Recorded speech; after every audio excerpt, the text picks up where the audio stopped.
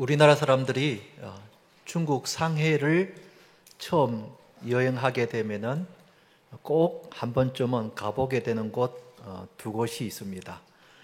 한 군데는 상해 우리나라 임시정부 청사 건물이고, 또 한 군데는 홍구공원이라는 곳입니다. 그 중에 홍구공원에 가보면 그저 평범한 공원처럼 보입니다. 중국 사람들이 산책을 하거나 그리고 쉬는 그런 조그마한 공원입니다. 그런데 이 홍구공원이 우리나라 사람들에게는 역사적인 장소입니다. 왜냐하면 1932년도에 윤봉길 의사가 당시 일본군 상해 총사령관에게 수류탄을 던져서 7명을 선변한 곳이기 때문입니다. 일제로부터 독립을 위해서 처절하게 몸부림을 치며 피 흘렸던 바로 그 현장이 홍구공원인 것입니다. 그래서 그 홍구공원을 가보면 우리나라 사람이라면 누구나 마음속에 아주 진한 감동을 느끼게 됩니다.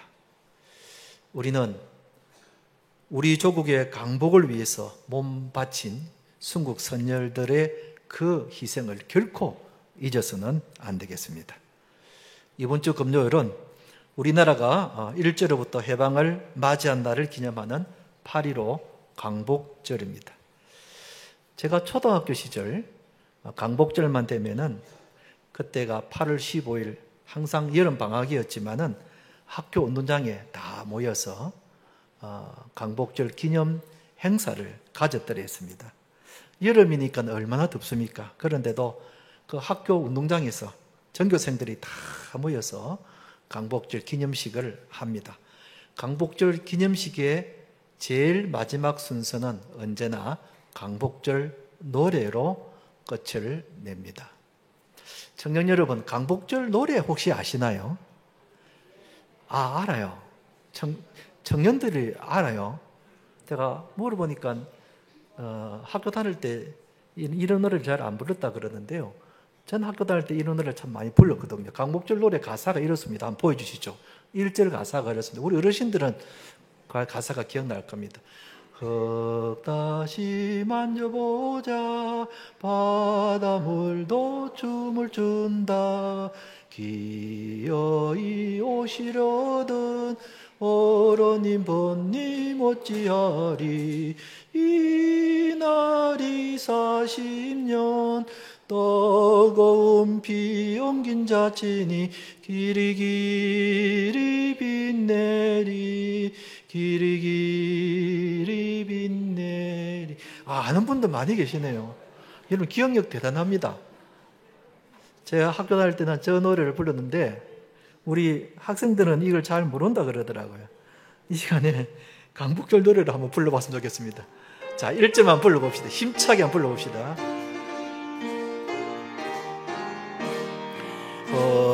다시 만져보자, 바닷물도 춤을 춘다, 기어이 오시려던 어른님 번님 어찌하리, 이날이 40년 뜨거운 피 엉긴 자친이 기리기리 빛내리, 기리기리 빛내세.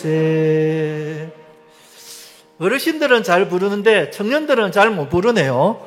그냥 가만 보고만 있네요. 저런 노래도 다 있었나.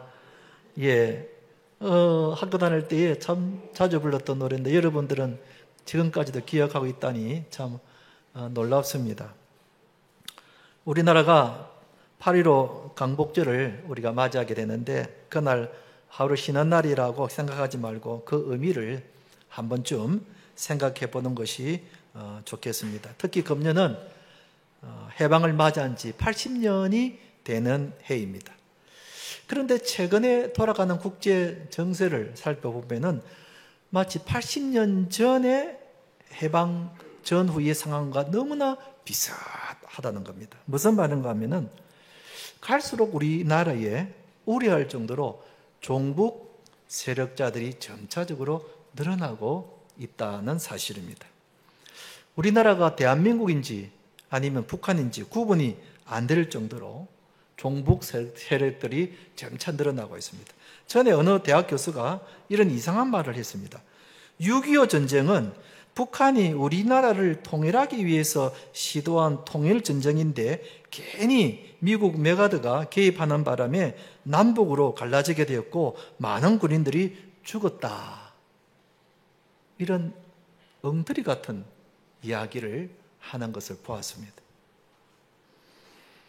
또한 갈수록 우리나라가 진보며 보수며 좌파니 우파니 분열이 어느 때보다도 극심하게 분열이 되어 있는 상황입니다. 게다가 최근에는 미국, 중국, 러시아, 일본 등의 주변의 강대국들이 어느 때보다도 자국을 위하는 그런 이권 다툼이 극심한 때를 우리가 맞이하고 있습니다.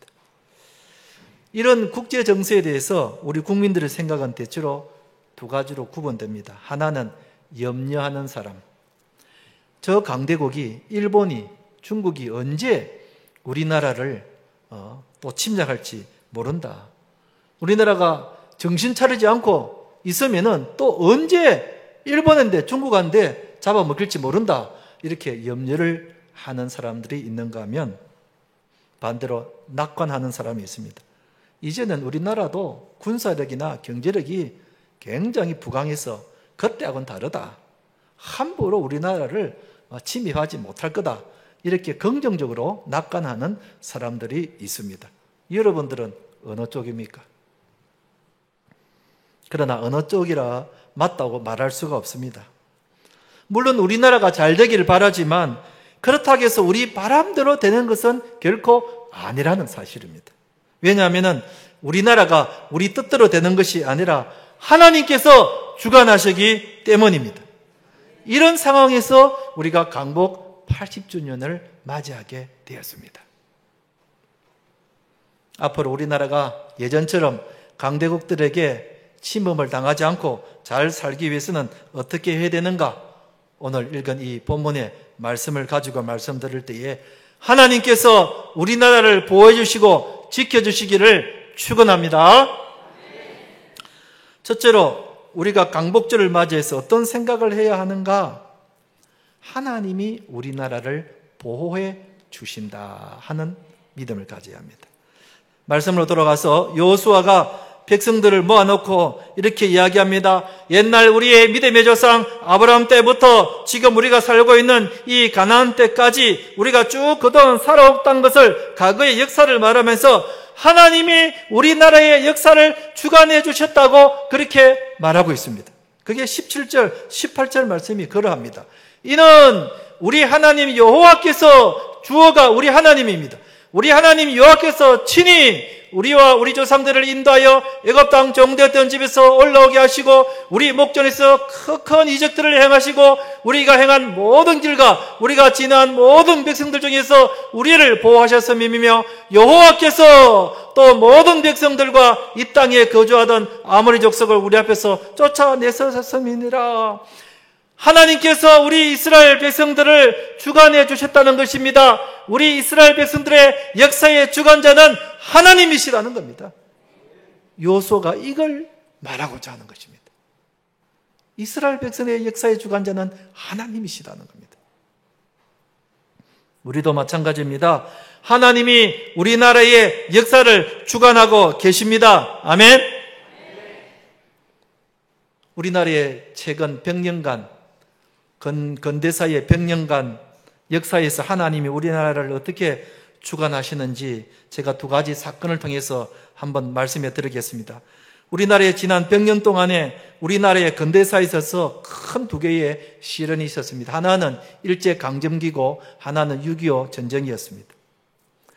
이 일제강점기와 6.25 전쟁은 우리 민족에게 큰 시련이었고 아픔이었고 지금까지도 그 후유증이 남아 있습니다. 그런데 일제강점기에 우리나라가 독립을 하게 된 것이나 6.25 전쟁 때 우리나라가 공산화가 되지 않았던 것은 우리 스스로 그렇게 된 것이 아니라는 사실입니다. 하나님이 도와주셔서 되었다는 사실을 우리는 신앙의 눈으로 볼 줄 알아야 합니다. 여러분, 우리나라가 일제로부터 독립을 얻게 된 것은 미국이 일본에 원자 폭탄을 투하해서 일본이 무조건 항복함으로써 우리나라가 해방을 맞이하게 된 것입니다. 물론 독립을 위해서 우리나라의 수많은 독립투사들의 희생을 무시하는 것은 절대로 아닙니다.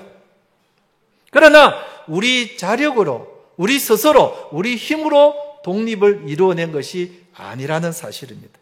역사의 주관자가 되시는 하나님께서 우리나라를 일본으로부터 해방시켜 주신 것입니다. 이게 성경적인 역사관입니다. 하나님께서 그렇게 해주셨다는 겁니다. 6.25 전쟁 마찬가지입니다. 우리 스스로 우리나라를 지킨 것이 아닙니다. 유엔군을 비롯해서 미국의 도움을 받아서 북한의 침입을 막아낼 수 있었습니다. 물론 그때 우리 국군들의 희생이 전혀 의미가 없었다는 말은 절대로 아닙니다. 그러나 우리 자력으로 지킨 것이 아니라 역사의 주관자가 되시는 하나님께서 우리나라를 북한의 침략으로부터 지켜주신 것입니다. 이게 성경적인 역사의식입니다. 놀라운 것은 애국가에, 우리나라 애국가에 하나님이 우리나라의 역사를 주관하신다는 역사적인 성경 구절이 있다는 사실입니다. 여러분, 애국가의 가사가 저러합니다. 동해물과 백두산이 마르고 닳도록 하나님이 보아사 우리나라 만세. 본래 애국가의 원본에는 하느님이 아니고 하나님으로 되어 있다는 사실, 여러분들이 상식적으로 알고 있어야 되겠습니다. 참 놀라운 일입니다. 우리나라가 기독교 국가도 아닌데 애국가에, 한 나라에, 우리나라의 국가에 하나님이라는 가사가 들어가 있다니 이것은 정말 놀라운 일입니다. 이 애국가의 작곡자는 안익태 선생님이지만 작사자는 1907년 우리나라의 외무장관이었던 윤치호 선생이 이 애국가의 가사를 지었는데, 그런데 윤치호 선생은 독실한 크리스찬이었습니다. 장로님이셨습니다. 이 윤치호 장로님이 애국가의 가사를 지으면서 여기에 하나님이라는 단어를 가사에 집어넣은 것입니다. 여러분, 이것은 세계 유래를 찾아보기 힘들 정도로 기독교 국가가 아닌데도 그 한 나라의 애국가에 하나님이라는 단어가 들어있다는 것은 정말 놀라운 일입니다. 애국가 한번 불러볼까요? 오래간만에 한번 애국가 한번 같이 한번 불러봅시다. 1절만 같이 한번 불러봅시다. 힘차게 한번 불러보겠습니다. 동해물과 백두산이 마르고 닳도록 하나님이 보호하사 우리나라 만세.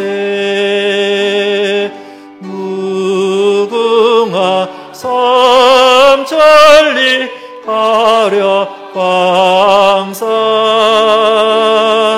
대한사랑 대안으로 길이 보존하세. 여러분, 애국가 불러보니까 가슴이 뭉클하지 않습니까? 찬송가 부르는 그런 마음이 들지 않습니까? 이렇게 하나님이 우리나라를 보호해 주신 것입니다. 아멘. 한번 따라합시다. 하나님이 우리나라를 보호해 주셨습니다. 그러면 두 번째로, 하나님이 우리나라의 역사를 주관하셨다는 것은 무엇을 의미하는가? 하나님이 우리나라를 잘 살게 해주셨다는 겁니다. 다시 본문으로 돌아가서 여호수아는 이스라엘 백성들을 모아놓고 이렇게 이야기합니다. 우리가 이 가나안 땅에 들어와서 잘 묵고 잘 살게 된 것은 다 하나님이 그렇게 해주셨다고 말씀합니다. 그게 바로 13절의 말씀입니다. 내가 또 너희가 수고하지 아니한 땅과 너희가 건설하지 아니한 성읍들을 너희에게 주었더니 너희가 그 가운데 거주하며 너희는 또 너희가 심지 아니한 포도원과 감람원의 열매를 먹는다 하셨느니라 그랬습니다. 하나님이 우리 이스라엘 백성들에게 가나안 땅을 주셨고 성읍들을 주셔서 편안하게 살게 해주셨고 우리가 심지 아니한 포도원과 감람나무를 주어서 이렇게 배불리 먹게 해주신 것이다. 하나님이 우리를 잘 살게 해주셨다. 여호수아가 이스라엘 백성들을 모아놓고 이 말을 한 겁니다. 여러분, 우리나라도 마찬가지입니다. 하나님이 우리나라를 이렇게 잘 살게 해주셨습니다.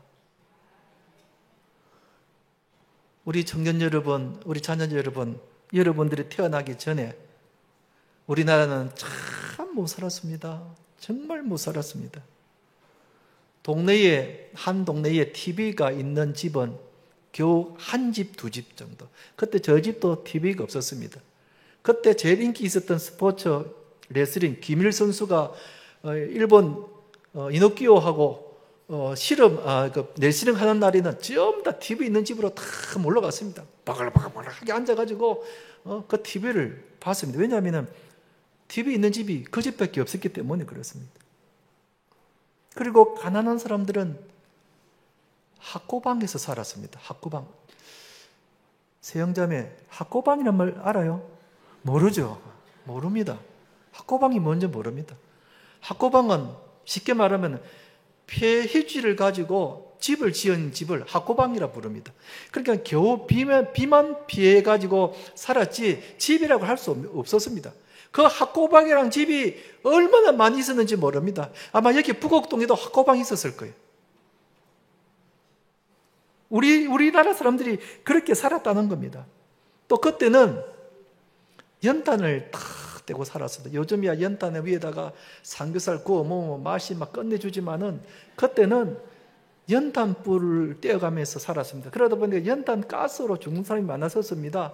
그래서 신문 뉴스에 보면은 걸핏하면은 어느 집에 연탄 가스로 온 가족이 죽었습니다 하는 뉴스를 심심찮게 볼 수 있었습니다. 저도 까딱하면 연탄 가스 때문에 죽을 뻔했습니다. 연탄 가스를 마셨는데 아침 일어나니까 그냥 막 정신이 없고 메롱메롱한 게 막 세상이 전부 다 막 어지럽고 정말 제가 죽을 뻔했습니다. 여러분, 정말 연탄 가스는 두 달씩 맡아서는 안 될 그런 건데 제가 그때 고등학교 때인데 그때 연탄 가스를 안 맡았었으면 제가 서울대 갔었을 겁니다.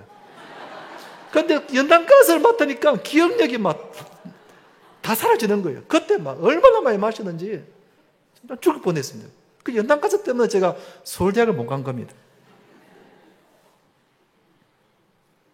옷이나 신발은 명절 때나 겨우 하나 얻어 입을 정도였고 제가 중고등부 시절에는 그때는 도시락을 사가지고 갔었는데 주로 김치였습니다. 그런데 어쩌다가 한 번씩 어머니가 반찬을 해주는데 그때 최고의 반찬이 뭐냐면은 계란 후라이 아니면은 분홍색 진주햄 소세지. 분홍색. 그걸 이렇게 잘라가지고 도시락 반찬 해주면 그때는 막 최고였습니다. 그것보다 좋은 게 없었습니다. 근데 이 도시락 반찬을 사가면 직구전 애들이 반찬을 다 뺏어 먹어요. 그러니까 저희 어머니가 도시락 반찬 살 때 밥 밑에다가 햄 소세지를 깔아놓고 그다음 그 위에 밥을 담아가지고 네 혼자 먹어라 이렇게 하면서 그만큼 귀했던 거죠. 그렇게 살았던 시절이었습니다. 그렇게 가난하게 살았는데 그랬던 우리나라가 지금은 세계 경제 대국 10위 안에 들어가고 있지 않습니까? 하계올림픽, 동계올림픽, 월드컵까지 열었던 나라가 세계에 6개밖에 안 됩니다. 우리나라가 이 6개 안에 들어간다는 것입니다. 여러분, 외국에 한번 우리가 나갔다 오면 우리나라가 얼마나 잘 살았는지 모릅니다. 우리나라가 도로가 얼마나 잘 되어 있습니까?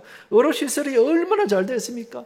동남아에 가보면 삼성폰 갖고 자랑합니다. 내 삼성폰 이거 갖고 있다면서 그만큼 삼성폰을 좋아합니다. 그리고 우리나라가 자동차가 2명 중에 1명꼴로 다 차가 있습니다.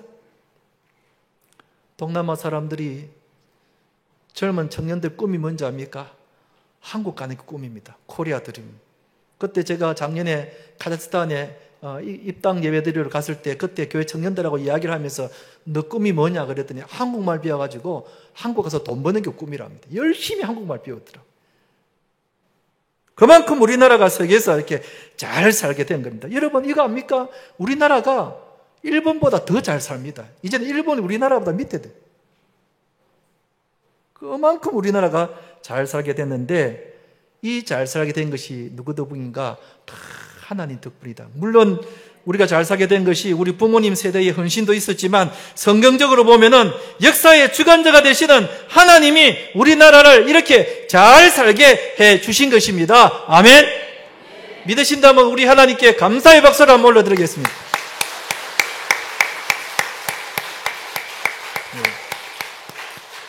하나님이 정말 가분할 정도로 세계 사람들이 깜짝 놀랄 정도로 이렇게 잘 살게 해 주셨다는 것입니다. 그러면 세 번째로, 앞으로 그럼 우리가 어떻게 해야 되겠는가? 어떻게 해야 이 대한민국을 잘 유지하고 잘 살 수 있는가? 하나님을 잘 섬겨야 된다. 다시 본문으로 돌아가서, 이제 여호수아가 나이가 106살이 되어서 죽을 나이가 되었습니다. 그런데 이스라엘 백성들을 보니까 염려가 앞서는 겁니다. 그 당시 이스라엘 백성들 중에 출애굽했던 어른들은 거의 다 죽고 다음 세대 자녀들만 남아있는 겁니다. 그러다 보니까 출애굽할 때의 하나님의 그 대역사, 홍해바다의 그 기적, 광야시대의 만나와 메추라기, 구름기둥과 불기둥의 인도하심, 요단강을 건넜던 그런 하나님의 큰 은혜를 아는 사람들이 점점 줄어드는 겁니다. 다음 세대의 자녀들이 하나님의 그 과거에 역사하며 은혜 내려주셨던 것들을 잊어버리기 시작합니다. 게다가 젊은 사람들이 우상을 하나씩 섬기기 시작합니다. 애굽의 신들과 아모리 사람들의 신들을 점점 섬기기 시작합니다. 세상 문화를 점점 닮아가기 시작합니다. 하나님으로부터 신앙생활을 점점 멀어지기 시작하는 겁니다. 그래서 여호수아가 이스라엘 백성들을 세겜에 불러놓고 이렇게 경고합니다. 뭐라고 경고하는가? 20절에 보면은, 만약에 너희가 여호와를 버리고 이방신들을 섬기면 너희에게 복을 내리신 후에라도 돌이켜 너희에게 재앙을 내리시고 너희를 멸하시리라. 여호수아가 이스라엘 백성들에게 걱정스러워하면서 경고를 하는 겁니다. 하나님이 우리들을 이렇게 잘 살게 해주셨는데, 만약에 너희들이 하나님을 버리고 이방신들을 숭배하면은 하나님이 다시 너희들에게 재앙을 내리시고 벌을 내리실 것이다. 너희들 똑바로 정신 차려야 되지. 안 그러면은 옛날 모습 그대로 돌아간다 하고 당부를 하고 또 당부를 했습니다. 그런데 이런 경고에도 불구하고 이스라엘 백성들이 나중에 하나님을 멀리하고 우상을 숭배하고 맙니다. 그래서 어떻게 됐는가? 불행하게도 330년 동안이나 브레셋 민족에게 아주 혹독한 시련을 겪게 됩니다. 330년 동안이나. 그게 바로 사사기서의 내용 아닙니까? 사사기서의 내용은 하나님을 멀리 떠났을 때에 어떤 삶을 사는가, 어떻게 고생하는가를 적나라하게 보여주는 것이 사사기서의 내용입니다. 그런데 지금 우리나라의 상황이 이 이스라엘 백성들 상황과 비슷하다는 겁니다. 일제시대에 태어나서 강복을 맞이한 우리 어른 세대들, 우리 부모님들의 세대가 점점 이제 돌아가시고 얼마 남지 않았어요. 그리고 그 뼈아픈 6.25의 전쟁을 경험했던 우리 부모님들의, 우리 어르신들의 세대가 많이 돌아가시고 이제 얼마 남지 않았습니다. 우리나라의 그 과거의 뼈아픈 역사를 아는 분들이 점점 줄어들고 있다는 것입니다. 게다가 신앙적으로 볼 때에 70년대, 80년대에 우리 하나님의 그 큰 역사하심과 은혜를 경험했던 우리 어른 세대들이 점점 줄어들고 있는 것입니다. 여러분, 그분들은, 우리 부모님은 주일 예배를 목숨처럼 여겼습니다. 주일 예배에 빠지는 것을 생각도 할 수가 없었습니다. 새벽 기도 쉬는 것을 죄로 여겼습니다. 교회에서 건축헌금을 한다, 건축을 짓는다 그러면은 집을 팔고 집 문서를 내놓고 결혼 반지를 팔아서 건축헌금을 했던 그분들이 바로 우리 부모님 세대였습니다. 교회 일이라면은 열일을 제쳐놓고 나와서 헌신했던 분들이 바로 우리 부모님 세대고 우리 어르신들이었습니다. 그런데 이런 분들이 이제 돌아가시고 점점 줄어들고 하나님의 이 큰 역사하심과 하나님의 은혜를 경험하지 못한 우리 다음 세대 자녀들이 점점 늘어가기 시작한 겁니다. 그만큼 하나님에 대한 신앙이 약해지고 있는 것입니다. 우리 다음 세대의 자녀들이 하나님으로부터 자꾸 멀어지고 있습니다. 주일 예배를 대수롭지 않게 생각하고 있습니다. 새벽 기도는 나와 거리가 멀다고 생각하고 있습니다. 교회를 위해서 헌신하는 것을 생각하지 않고 있습니다. 부모들이 볼 때는 참으로 염려하지 않을 수가 없는 겁니다. 내가 죽으면은 내 아이들이 주일 예배를 그렇게 잘 드릴까? 새벽 기도 나가서 기도할까? 11조는 온전히 할까? 교회를 위해서 헌신은 제대로 할까? 걱정이 앞서는 겁니다. 우리가 어떻게 해야 되겠습니까? 이럴 때 우리가 어떻게 해야 되겠습니까? 어떻게 해야 이 자유 대한민국을, 이 부강한 우리 대한민국을 지킬 수가 있겠습니까? 하나님이 오늘 우리에게 주시는 결론의 말씀입니다. 14절 말씀을 같이 한번 읽어봅시다. 시작. 그러므로 이제는 여호와를 경외하며 온전함과 진실함으로 그를 섬기라. 너희의 조상들이 강 저쪽과 애굽에서 섬기던 신들을 치워버리고 여호와만 섬기라. 그랬습니다. 하나님만 섬겨야 되는 것입니다.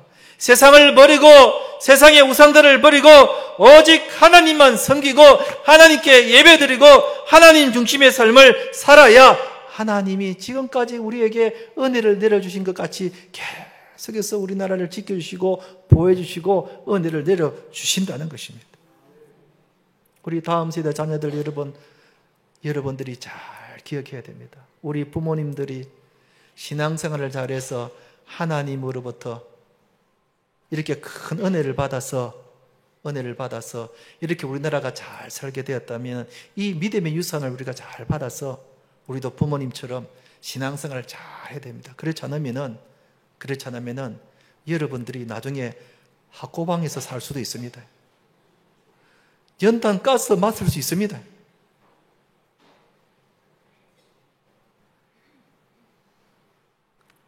오늘 하나님이 우리에게 주시는 말씀입니다. 강복절 80주년을 맞이해서 우리에게 주시는 하나님의 메시지입니다.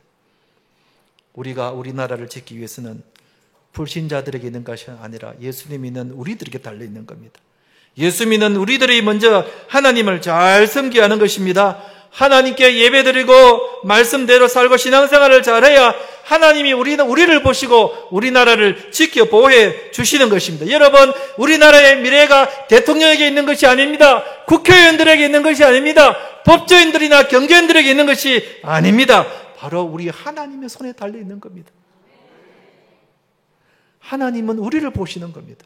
하나님의 자녀인 우리들이 어떻게 신앙생활을 하는지 우리를 보고 있는 것입니다. 이제는 여호와를 경외하며 온전함으로 진실함으로 그를 섬기라. 하나님만 섬기다가 그럴 때에 우리 부모 세대보다도 더 우리가 잘 살 수 있고 하나님이 우리 자유 대한민국을 지켜주시는 것입니다. 그러므로 우리가 신앙생활을 잘해야 합니다. 특히 다음 세대 자녀 여러분, 우리 부모님의 신앙을 따라서 신앙생활을 잘해야 됩니다. 한번 따라합시다. 신앙생활을 잘합시다. 신앙생활을 잘합시다. 이제 말씀을 맺겠습니다. 강복 80주년을 맞이하면서 우리나라를 지키고 살리는 길은 우리가 하나님을 경외하며 신앙생활을 잘하는 겁니다. 그래서 앞으로도 계속해서 나라의 흥망성쇠를 주관하시는 하나님께서 우리나라를 지켜주시고 복을 내려주시기를 주님의 이름으로 축원드립니다.